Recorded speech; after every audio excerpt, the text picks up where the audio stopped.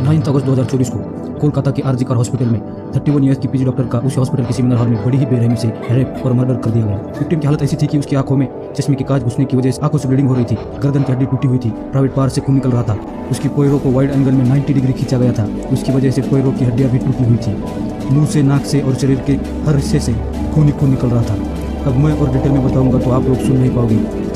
चश्मे को कूटा गया जिसकी वजह से आंखों से खून निकल गया। इसके बारे में अभी तक जो भी सच्चाई सामने आई है उसको डिटेल में बताने की कोशिश करूंगा और कुछ सवाल भी खड़े करूंगा। मैं चाहता हूं कि आप लोग इस वीडियो को देखकर भले ही चैनल को सब्सक्राइब ना करें, लेकिन वीडियो को लास्ट तक देखना और लाइक भी करना ताकि वीडियो डिलीट होने से पहले ज्यादा से ज्यादा लोगों तक पहुंच सके। इस केस को डेफिनेटली कोई दबाने की कोशिश कर रहा है क्योंकि मुझे कुछ लूपहोल्स मिले हैं जो मैं आपको आगे बताऊंगा। इस क्राइम में अकेला संजय रॉय मुस्लिम नहीं है जो हमें बताया जा रहा है, इसमें और भी लोग शामिल है, शायद उन्हें बचाने की कोशिश की जा रही है। कुछ लोग ये भी कह रहे हैं कि हॉस्पिटल इस घटना को दबाने की कोशिश कर रहा है क्योंकि इस घटना के 5 दिन बाद ही क्राइम सीन से 20 मीटर की दूरी पर कंस्ट्रक्शन के नाम पर दीवार तोड़ी गई। तो कुछ लोग ये भी कह रहे हैं कि संजय रॉय किसी राजनीतिक पार्टी का मेंबर है। तो आइए डिटेल में जानते हैं। 9 अगस्त सुबह 10 बजे आरजी कार हॉस्पिटल से एक कॉल आया। उस व्यक्ति ने कॉल उठाया। हॉस्पिटल से उस इंसान ने कहा कि आपकी बेटी बीमार है, आप जल्दी से हॉस्पिटल में आ जाइए। बस इतना कहकर फोन काट दिया। उस लड़की के पिता को लगा मेरी अपनी बेटी से रात में ही बात हुई थी, वो ठीक थी, अभी अचानक उसे क्या हुआ, इसलिए उन्होंने दोबारा कॉल किया और पूछा कि आखिर हुआ क्या है। तो सामने वाले व्यक्ति ने कहा कि आपकी बेटी ने सुसाइड किया है, आप हॉस्पिटल आ जाइए। यह सुनकर उसके पिताजी रोने लगे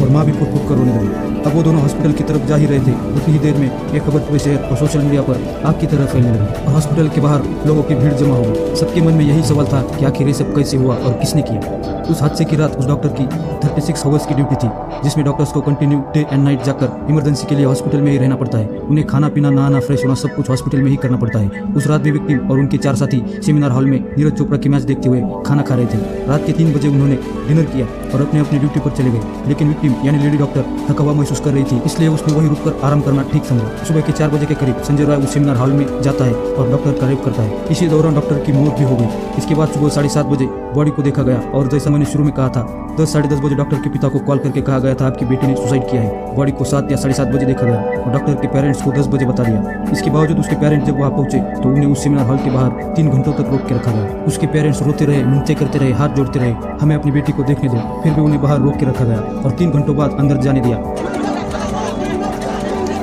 जब उस माँ बाप ने अपनी बेटी की बॉडी देखी तो उनका कलेजा फट गया। जैसे मैंने शुरू में कहा था, पूरे शरीर से और प्राइवेट पार्ट से खून बह रहा था, दोनों पाँव मुड़े हुए थे। ये देखकर कोई भी बता सकता है ये एक सुसाइड नहीं बल्कि रेप और मर्डर है। लेकिन फिर भी क्यों हॉस्पिटल वाले इसे आत्महत्या कह रहे थे? क्यों उसके पेरेंट्स को 3 घंटों बाद बुलाया गया और क्यों उन्हें 3 घंटों तक हॉल के बाहर रोक के रखा गया? यही इस घटना के कुछ लूपहोल्स है। यही नहीं बल्कि उस हॉस्पिटल के प्रिंसिपल ने यह भी कहा था कि विक्टिम को साइकोसिस नाम की इलनेस थी, इसलिए उसने सुसाइड किया। आखिर हॉस्पिटल किसे बचाने की कोशिश कर रहा है? जब विक्टिम की बॉडी को पोस्टमार्टम के लिए भेज दिया गया और जो रिपोर्ट निकल कर सामने आई उसके बाद सारे लोग गुस्से से भर गए और ये जायज़ भी था। रिपोर्ट में आया था कि विक्टिम के साथ बहुत ही बुरी तरीके से रेप किया गया है। उसका एब्डोमेन, राइट हैंड और मुंह बुरी तरीके से इंजर्ड है। उसका कॉलर बोन बुरी तरीके से टूटा हुआ है। पोस्टमार्टम की रिपोर्ट से एक बात तो साफ हो गई कि ये कोई सुसाइड नहीं बल्कि रेप और मर्डर है। तब पुलिस ने इन्वेस्टिगेशन शुरू किया। सबसे पहले उन्होंने हॉस्पिटल के सीसीटीवी फुटेज चेक किए तो उन्हें पता चला कि रात के 4 बजे संजय रॉय सेमिनार हॉल में गया था और उन्हें वहाँ बॉडी के पास एक ब्लूटूथ डिवाइस मिला जिसे ऑन करने पर पता चला कि यह संजय रॉय का ही है। उसे गिरफ्तार भी कर लिया गया और उसने अपना गुनाह कबूल भी कर लिया। लेकिन सवाल यह है कि आखिर संजय रॉय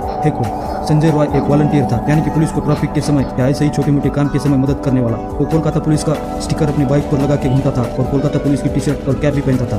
यह आदमी ना पुलिस वाला था न हॉस्पिटल में काम करने वाला, फिर भी उसे रात के 4 बजे हॉस्पिटल में एंट्री कैसे मिली? अब ये तो आपने सुना होगा कि संजय की 4 शादियां हुई थी और उसकी 3 बीवियां उसे छोड़कर चली गई उसके इसी बर्ताव के कारण।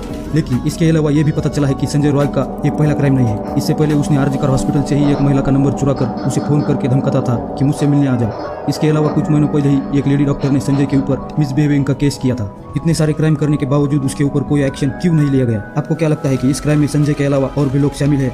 क्या इस केस को यहीं पर दबाने की कोशिश की जा रही है? कमेंट में बताना।